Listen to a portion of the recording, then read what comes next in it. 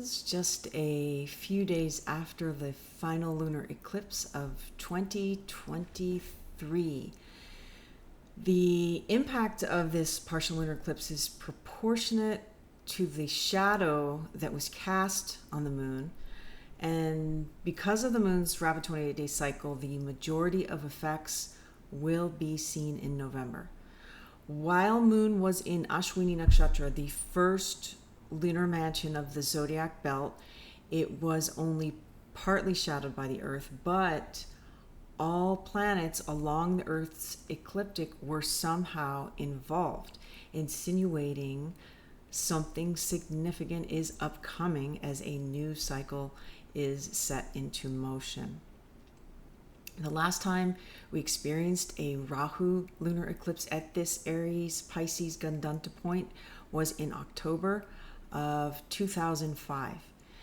And 18 years later, we can see the potential of impending themes. But this time around, we can navigate situations with much more wisdom. Now, why is a lunar eclipse so impactful? In Jyotisha, moon is the divine feminine mother, representing our birth, our DNA, our inherited beliefs, our emotions, our internal processes, and how we experience the Maya matrix of the Bhumandala, the planet Earth. Human bodies are comprised of 70% water. They are a microcosm of the macrocosm, the cosmic happening, making our sensitivity to subtle energies and planetary energies greatly heightened during an eclipse. Now, a lunar eclipse, which always takes place during a full moon, very much psychologically impacts the collective consciousness. Since this most recent occultation by the upper lunar node, Rāhu, on October 28th, revelations have been bubbling over. Rāhu unmasks clandestine activities and exposes long hidden secrets to the world. The Gandanta degrees, the energetic knot between Aries and Pisces, fire and water signs, were triggered by the eclipse, unleashing explosive energies. We sense the atmosphere is emotionally charged. And we must be prepared because things can suddenly explode. Figuratively and literally, they can explode. However, Rahu's counterpart, Ketu, the lower lunar node in the opposing zodiac of Libra, grants us the ability to rise above the chaos that is currently erupting in the society. We have awakened to what is actually behind the curtain. The mask has come off. The mask has been ripped off. And many of us now realize that we create our reality, when for so long we accepted others doing that job for us. So now we're being asked to let go of what we thought we would be or should be doing, so we can conceive new objectives with inspired purpose. And to propel our involvement, Ketu will detach us from situations and relationships that have run their course, freeing us from mental and physical barriers, blocks, and obstructions.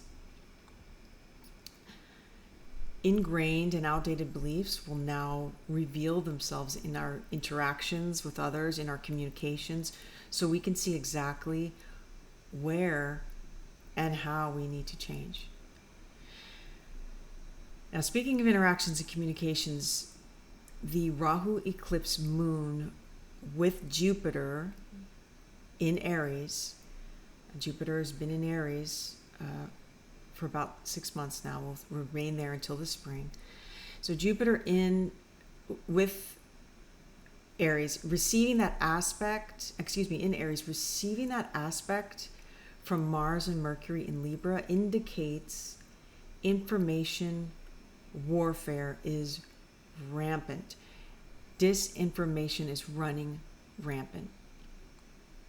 Factitious media is being intentionally spread to incite uncertainty, fear, and violence among the masses. Separating. Jupiter is still retrograde and glancing at Venus and Leo, 5 signs away, causing us to feel worried about children. This same theme about children is coming up. Information regarding children is still hidden from us. And the smoke and mirrors of the upper lunar node Rāhu make it hard to discern what is true and what is manufactured. Beware of being swept up in propaganda as a controlled narrative from all sides is at play. Everyone is complicit. Do not point fingers for guilt or innocence, because a battle for our attention and ultimately our consciousness is ensuing. We must not come to conclusions about anything yet. A much bigger story is unfolding. It's as if someone in a crowded auditorium has pulled the alarm, a false alarm, and shouted, "Look over there!" In the mayhem, the reason for the assembly is completely forgotten as everyone scrambles, rushes for the exit. Think about it. What events in the world have happened over the past few years that warrant the diversion of our attention? Think about it. Amidst the current turmoil, we do not see it, but this lunar eclipse in Ashwini Nakshatra can bring solutions. Initially, there'll be a struggle to find our balance as things implode, but challenges can be overcome because the overseers of this lunar mansion, the Ashwini Kumaras, the celestial physicians, always deliver remedies, healing for the most complex conditions. We can even expect miracles. Now, Venus and Sun were in each other's signs during the lunar eclipse, creating a profound exchange between sign rulers, even though Sun normally becomes very weak in Libra. This Parivartan Yoga created by Venus and Leo, Sun in Libra, and Sun in Libra makes both planets very strong during the eclipse. So while Venus and Sun remain in reciprocity just for the next couple of days, more days, people in positions of authority will possess the technical savviness to communicate their storylines to the masses. Social media has been and will be firing on all fronts with both Mars and Mercury joining the Sun. However, with Ketu also stationed there in Libra, the commoners are questioning the narratives, and leaders are at a loss. They can't figure out why people aren't believing their stories, and they know it. They know people aren't believing their stories. There's a lot of doubt floating around, and people are asking a lot of questions. The leading global actors will maintain some power to run the show, but only until Venus remains in Leo. When Venus enters Virgo on November 3rd, all bets are off. Venus and Sun will both become very weak. Diplomacy will plummet, for sure, and leadership influence will be lost. And we must be prepared because a debilitated Sun with Mars, Mercury, and Ketu signals escalation. Escalation of violence and abrupt movement in financial markets and systems. And the involvement of Uranus, Sweta, from the Aries side means blindsiding developments can arise. Human-made or nature-made. Sudden events may disrupt our plans, and the resultant shock can provoke rebellion in the masses. civil unrest will be amplified. The Great Awakener, Sweta, Uranus, brings long-lasting transformation to the world, affecting generations, affecting a whole generation, and permanently changing how we live. The good news is, though, that Saturn finally turns direct in Aquarius the day after, on November 4th. So areas of our lives that have been stalled during the past few months will begin to move forward steadily. Many of us will see headway in our careers and long-term projects. And the week after, Dipāvalī, the 5-day festival of lights, begins on the 12th, celebrating the victory of the light over darkness and the forces of good over evil.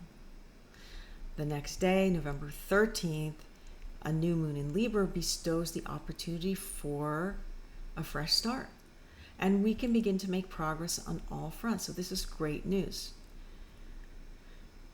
So this is just the first 2 weeks of November. Whether we like it or not, changes in the matrix are already in motion. So the sooner we detach from outcomes, the easier time we will have adjusting to our evolution. We only need to choose how we are going to navigate the changes. Awareness of our response to the volatility outside of us and connecting with our hearts within will help us stay centered. It's from that still point of the heart,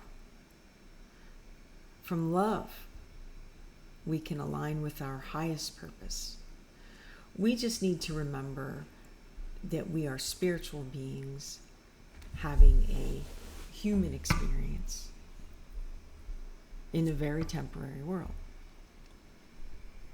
So I'm wishing you the highest and most expanded expression of your human birth. Om Shanti. May there be peace.